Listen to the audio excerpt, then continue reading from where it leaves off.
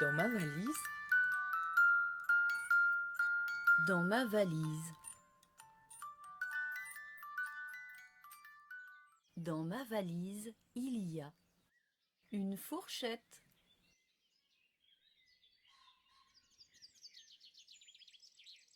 des masques de monstres, un canard, une boîte à musique,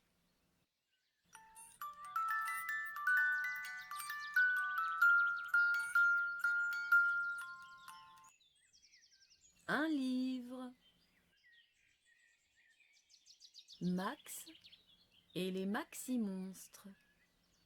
Histoire et illustration de Maurice Sandac.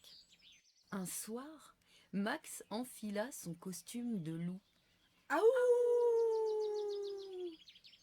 Il fit une bêtise, Puis une autre bêtise. et puis une autre bêtise.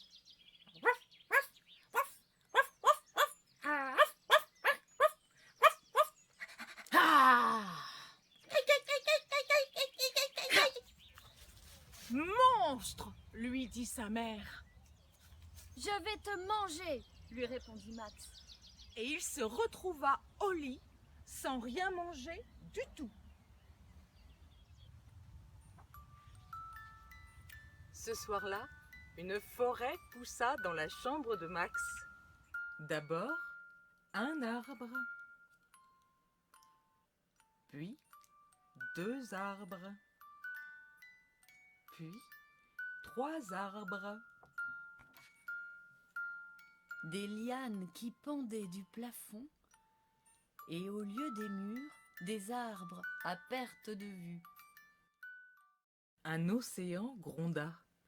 Il portait un bateau qui attendait Max. Alors Max fit voile.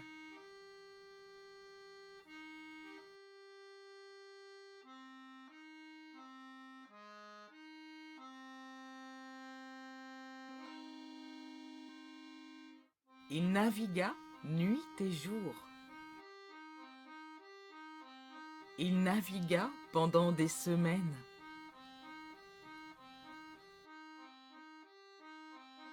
Il navigua plus d'1 an pour arriver au pays des Maxi-Monstres. Au pays des Maxi-Monstres? Au pays des Maxi-Monstres. Les Maxi-Monstres. Les Maxi-Monstres roulaient des yeux terribles. Ils poussaient de terribles cris. Ils faisaient grincer leurs terribles crocs. Et ils dressaient vers Max leurs terribles griffes. Silence! Dit simplement Max. Il les fixait, tranquilles, droit dans leurs yeux jaunes. Pas un seul de ses cils ne bougeait. Vous êtes terrible, vous êtes notre roi. Nous allons faire une fête épouvantable. Nous allons faire une fête épouvantable, déclara le roi Max.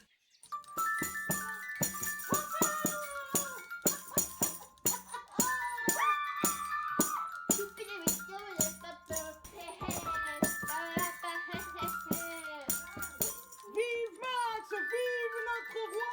Vive notre roi! Ça suffit. Dit Max brusquement. Vous irez au lit sans souper. Max, roi des Maxi-Monstres, resta seul. Une envie lui vint d'être aimé. D'être aimé terriblement.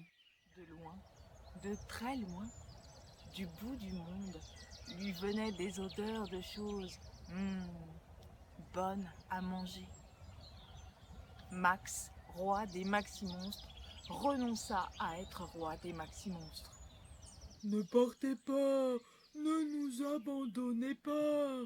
Nous vous aimons terriblement. Nous vous mangerons. Non, Dit seulement Max.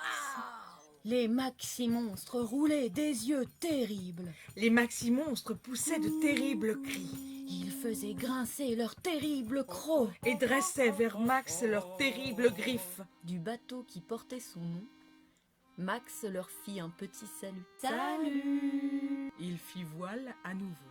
Il vogua le matin et il vogua le soir. Les jours étaient comme des semaines et les semaines comme des mois. Mais au bout d'1 an et 1 jour, Il accosta enfin en pleine nuit dans sa propre chambre, où il trouva son dîner qui l'attendait. Tout chaud.